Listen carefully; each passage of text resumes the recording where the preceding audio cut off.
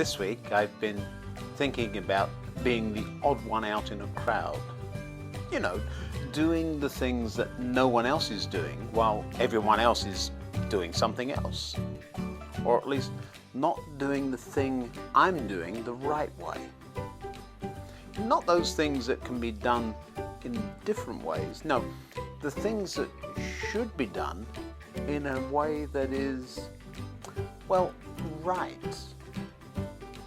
Hello, my name is Ian Currey, and this is Thinking Out Loud. Come on, let me tell you what I think.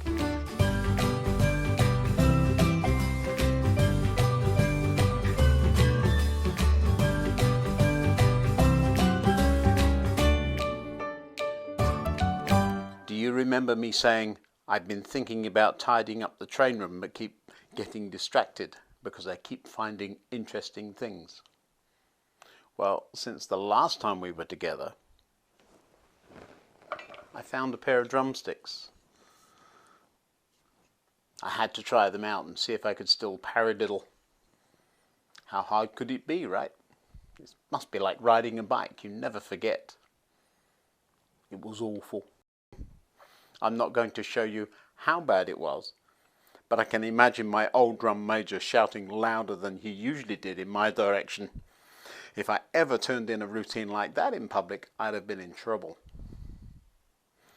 Long ago, I lived close to the Royal Marines School of Music headquarters. It's long since closed and moved to a much smaller facility elsewhere on the south coast of England. But at the time, this was the place to see and hear the world's best marching band in action. Right after school, we would jump on our bikes and pedal down to the fence, where we would climb up and watch the drum major and drill officers get the band into shape, marching smartly, before adding the drums and then the other instruments.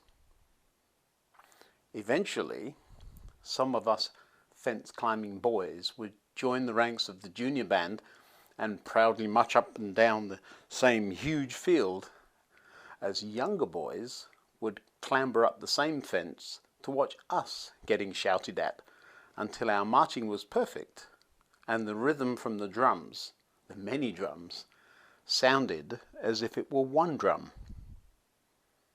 Back then, the Royal Marine Band Service was vast. The very best, too. I don't remember exactly, but there were many large bands around the country. And every now and then, they all got together for something called Beating the Retreat. And that was worth climbing fences and skipping school for.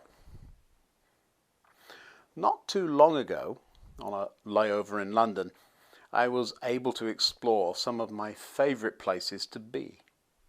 And I remembered the times when all those bands would get together as the massed bands.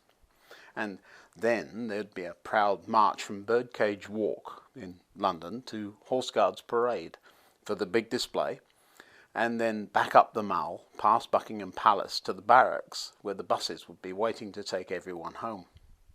It's still done today, but not as often.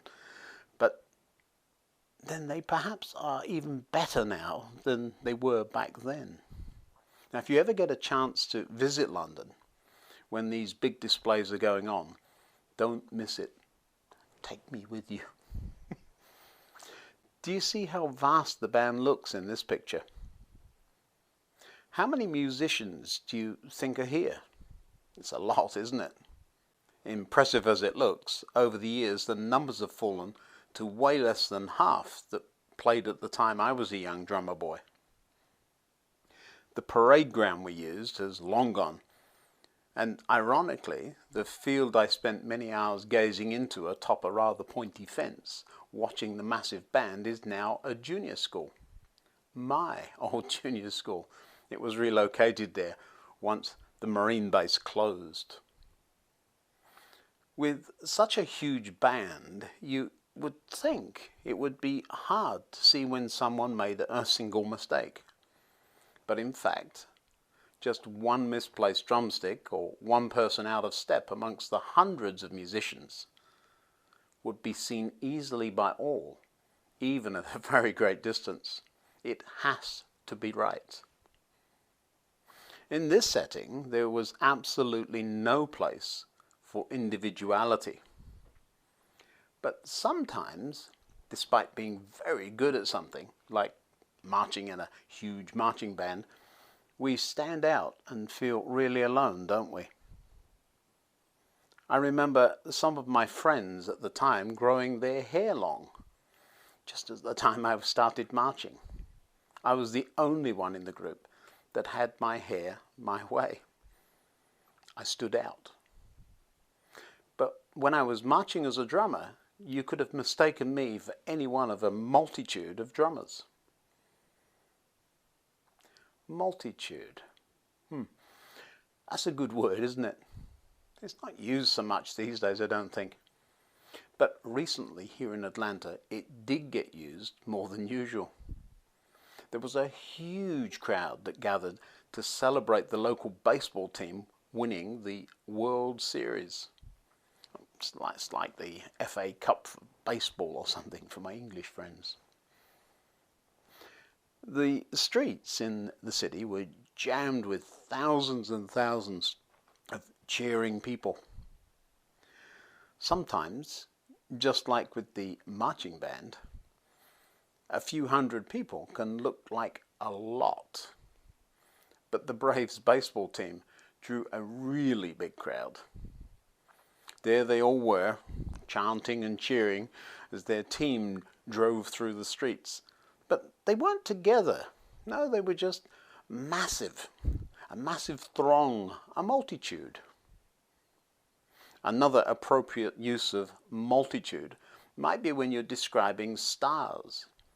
There really isn't a good way to express how many of those there are, is there? Occasionally, when we fly really, really high, we get to see the stars uncluttered by what is sometimes called light pollution. It reminds me of when I was at sea sailing far from the land. On a ship, you have much more time to look at the stars than in a speeding aircraft. But down there, you don't get to see both city lights, stars, and the northern lights all at the same time. What a picture the individual light sources go together to make up. Each star is different, each street light designed to light the small parts of the street around it, and yet it makes such a wonderful overall picture, doesn't it? Sometimes doing the next right thing seems hard. Sometimes we're the only one who seems to be doing that thing that way. Instead of just going along with the crowd and milling around aimlessly, perhaps like the celebrating Braves crowd, unlike that happy mob-like multitude, the marching band was different. Learning the steps and routines, deciding we were going to meet the tough, high standards required to be the very best, made us indeed stand out, but in a great way, together. But there's a twist to that, isn't there? If all the people that stand out by doing the right thing first time every time, by being the very best at what they do individually, get together, then all of a sudden they don't stand out anymore. Instead, people stop and notice, not because they are an oddity, but because they are cohesive and unified, just like the marching band from long, long ago. In the Bible, there's a lovely descriptive sentence about a multitude. I'm sure many of the people described in that particular instance once thought that they were the one who was strange and didn't fit in. They would perhaps have been scorned or worse. But they were the ones who, despite the loneliness of striving to follow the right way, the way that Jesus set as a guide for life, got on and did the next right thing as often as a choice needed to be made. I'm talking about the section of the Bible called Revelation, which is sort of a dream or vision that John had about the distant future. John says, I saw a vast crowd, too great to count, from every nation and tribe and people and language, standing in front of the throne and before the Lamb. They were clothed in white robes and held palm branches in their hands. And they were shouting with a great roar. That sounds like fun, doesn't it? What a great crowd. I've heard it put another way, a great multitude that no one can number, all made up of individual people from all over the world who just got on and followed Jesus and did that next right thing. Sometimes standing out can be a great thing. Despite the sometimes harsh, unjust consequences, doing the right thing the right way for the right reasons can indeed lead others to join in and make a difference too. Of course, the busy, disjointed life we often lead these days seems so far away from the days when we watched role models beat drums in a field after school. But somehow, the little things we do, the role model things, the leading by example, all really do add up to create a multitude. Until next time, goodbye.